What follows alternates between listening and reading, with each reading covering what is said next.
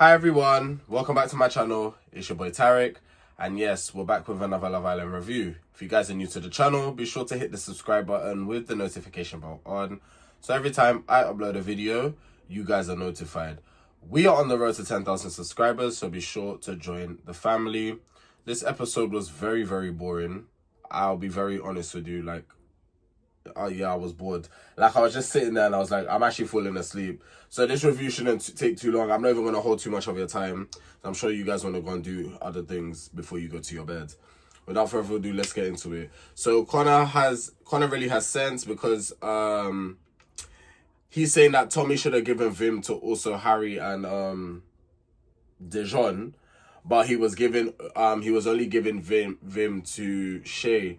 The reason why he was only giving Vim to because as I was writing this note, I was like, oh, what Connor's saying is facts. But then with that being said, Shay was the one that kissed his girl, so that's why he has more energy for Shay other than Dijon and Harry. Maybe if Dijon had kissed Megan or Harry had kissed Megan, he would have given Vim to them as well. But it's the fact that he didn't kiss his girl, that's why he has so much energy for Shay. And then they keep saying if Harry keeps making Shakira jokes, then she's done. At this point, I don't believe her. I don't believe you anyway. I actually don't believe you.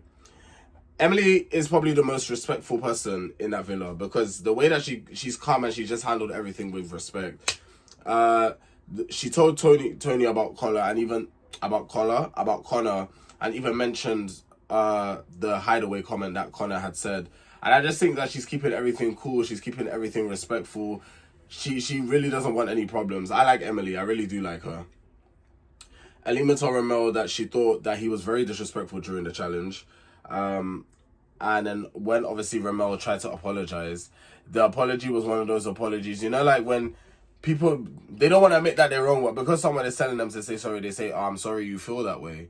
That's not an apology. That's actually, it's to me, it's gaslighting because it's like you're not trying to understand where I'm coming from. You're not understanding my feelings, but because I don't know, you just want me because I want to hear an apology or I want to hear that you're sincere about the situation. You're gonna say, oh well, I'm sorry you feel that way. It's so sarcastic. You can even tell by how it's said, it's sarcastic. That's not an apology. And Ramel said that to Alima. That wasn't an apology. You're saying, I'm sorry you feel that way because you're not acknowledging or taking accountability for the mistake that you made. Tony spoke to Connor to let him know that she's actually removing herself from the situation. I believe them two ended on very amicable and good terms.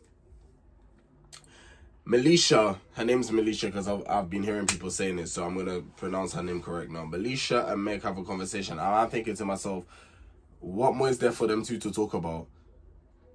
I can't lie. I don't know if it's just me, but you see me, if I'm on any of these TV shows, yeah, and someone disrespect me anyhow, I don't care if it's showing in 4K. I'm not gonna be pally with you afterwards, I cannot do it. Respect's a big thing for me, and if you could apologize, but then it's just I'm looking at you side-eye because who are you actually talking to, type of thing. So it's the fact that these girls can just make up with one another, and probably people are saying, oh, the producers are telling them that they have to for the sake of TV. I mean, cool, you're on there to do whatever. You're gonna have to follow certain instructions, but I don't know, man. That must be difficult because I know them two don't like each other. And during the breaks, I tell you, sometimes I scroll on social media. I actually saw these twins discussing how they know Meg, and Meg is quite racist allegedly. I'm saying allegedly because the video that I saw, Meg was apparently racist back in school. Allegedly she wasn't a nice person. She was actually a mean girl. So you know how we're on social media saying Meg is giving mean girl vibes. Apparently she's been like that allegedly. So yeah. Melisha wants to know what Dijon has been saying to Meg, and then they called Dijon over, and then they both end up leaving the conversation mad confused. I don't know. Dijon is not being straight. I don't know. It's these men are afraid to talk. Just either answer the question or just say what's really on your mind. It's actually not that serious. Why are people so afraid to just open up and have proper conversation? It's not hard, I promise you. Connor and Emily go to the terrace and they share a kiss. Connor popped the hideaway question again, but this time Emily said yes. And I think Emily was just waiting for the Tony and Connor situation to be completely over. Like, no kind of conversation can happen. Like, when they come from the hideaway or the question gets popped, it's basically going to be a thing where saying, oh, your dishes... Basically, like how Meg was behaving. Like, I don't think Emily wants that. But Tony doesn't give that... Tony doesn't give that energy. Remember how she cut off Ben like that? I'm saying she cut off Ben. I don't care if Ben cut her off.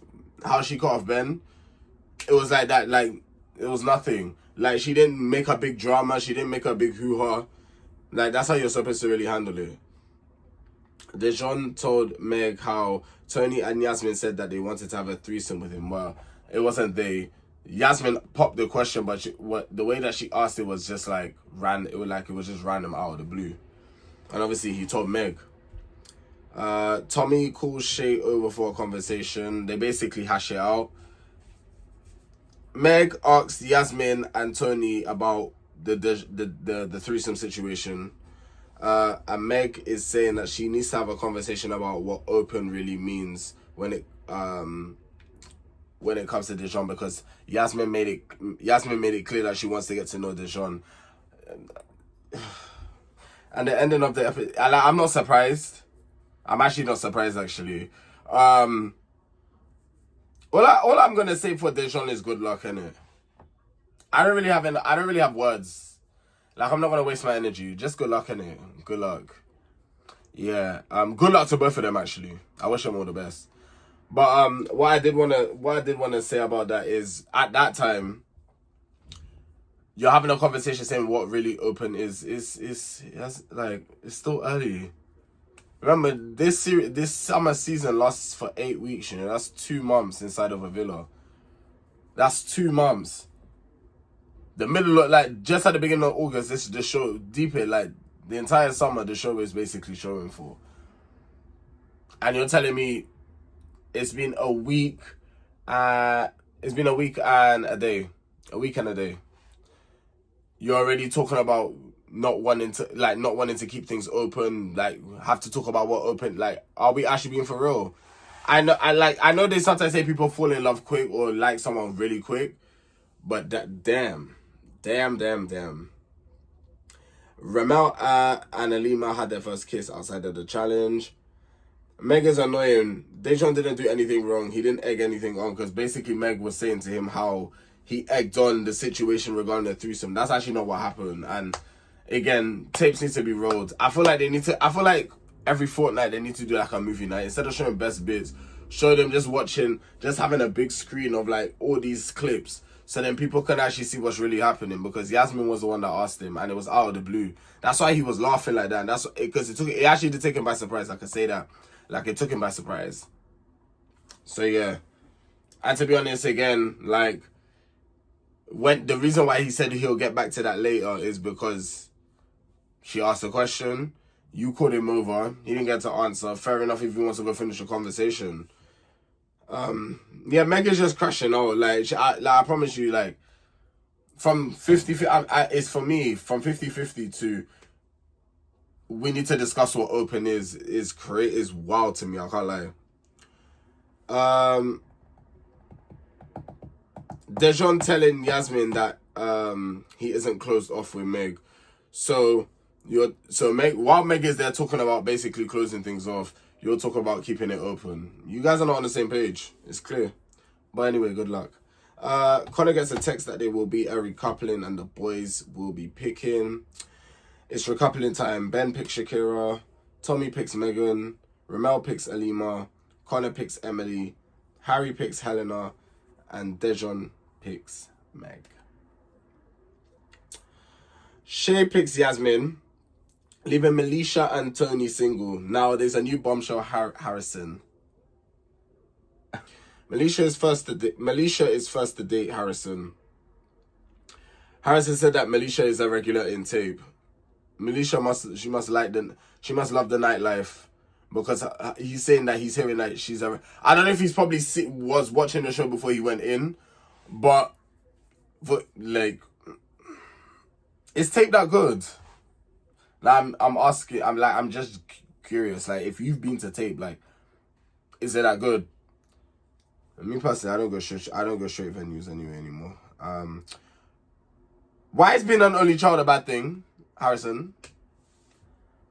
I'm an only child. I've got siblings, but they're all from my dad's side. But why is that a bad thing? And then he said he feels like only children always get their way. I can't speak for other people, but I'm going to speak for myself when I say this. I was spoiled as a child. Especially from my mother. I was spoiled.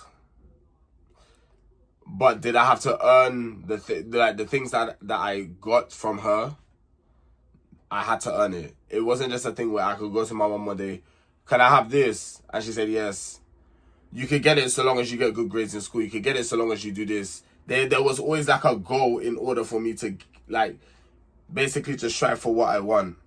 And I feel like that's why, slightly going off topic, I feel like that's why I'm so motivated for certain things, because it's like I see what the treat, I use it as like a treat, what the treat could be once I put in the hard work to achieve what I want to achieve. So yeah. When Melisha said tall, dark, and handsome, I said, oh no. I haven't heard that yet. But I'll let it slide. Because it's Harrison. I'll let it slide. Because that's what you call tall, dark, and handsome. I'll be real. Dejon said that Meg is his main priority. Harrison dates Tony next. And I'm saying from the way his date went with Tony, he's going to pick Tony. 110%.